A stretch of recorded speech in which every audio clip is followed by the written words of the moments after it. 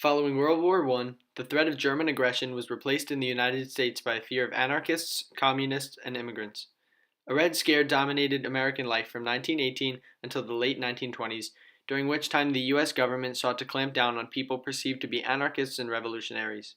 From 1919 to 1920, U.S. Attorney General A. Mitchell Palmer conducted raids on people and groups that he thought were dangerous to U.S. domestic security. During this time, suspected anarchists and communists, many of whom were Russian, were arrested. Most were released, but hundreds were deported out of the United States. American anxieties about Bolshevism, foreigners, domestic bombings, and labor unrest dominated daily life. And with nearly one-third of the U.S. population made up of immigrants or the children of immigrants, those anxieties grew. On April 15, 1920, a paymaster and his guard were carrying payroll of $15,776.51 through a street of South Braintree, Massachusetts, a manufacturing suburb south of Boston. According to witnesses, two men shot the paymaster and guard, killing them, took the cash, and sped away in a waiting car. Initially, this murder and robbery, which was not all that uncommon in 1920, did not arouse significant interest. However, 3 weeks later, on May 5, 1920, two Italians, Nicola Sacco and Bartolomeo Vanzetti, were captured by police in a trap set for a different suspect of the crime. Each man was carrying a gun, and when questioned by police, lied about the guns. Sacco and Vanzetti were indicted for the double murder and robbery. Neither Sacco nor Vanzetti had any previous criminal record. However, local authorities knew the men as anarchists who were previously involved in labor strikes and political unrest. Both also dodged the World War I military draft and were known to have spread anti-war propaganda. Authorities also believed they were supporters of Luigi Galliani's Italian-language anarchist news journal known as Cronica Sovversiva. That journal was very influential in its opposition to U.S. involvement in the war, and it was known to incite militancy and revolutionary violence.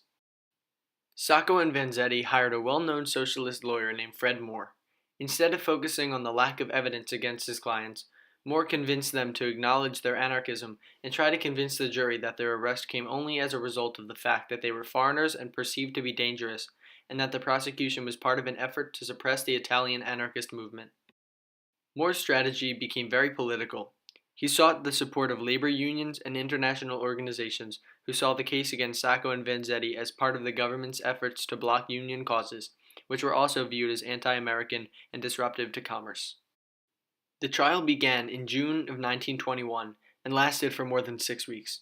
The state's case was very weak. Sacco's and Vanzetti's defense seemed strong. A number of people testified that Vanzetti was delivering fish to them at the time of the crime.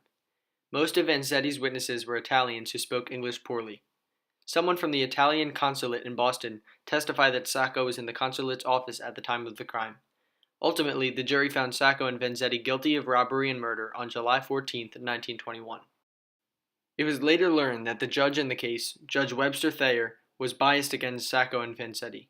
He said of Vanzetti, "This man, although he may not have actually committed the crime attributed to him, is nevertheless morally culpable because he is the enemy of our existing institutions." Later, after the verdict, he reportedly said, "Did you see what I did with those anarchist bastards the other day?" Protests became widespread after the verdict and during the appeals process. The protesters included anarchists, immigrants, unions and laborers and liberals. On the other side were conservatives and patriots who sought to defend American justice and uphold law and order. On April 9, 1927, after all appeals had failed, Sacco and Vanzetti were sentenced to death. Support for their cause had become international in scope, with demonstrations occurring throughout the world to protest the unfairness of the trial. In response to the demonstrations, the governor of Massachusetts, Alvin T. Fuller, appointed an advisory committee, the Lowell Committee, to consider clemency, which the committee determined was not warranted. Sacco and Vanzetti were executed on August 23, 1927. Many have argued that Sacco and Vanzetti were tried and convicted for their political beliefs and immigrant status, and that the verdict was really the government delivering a clear message to the working class, immigrants, and anarchists: behave or be punished.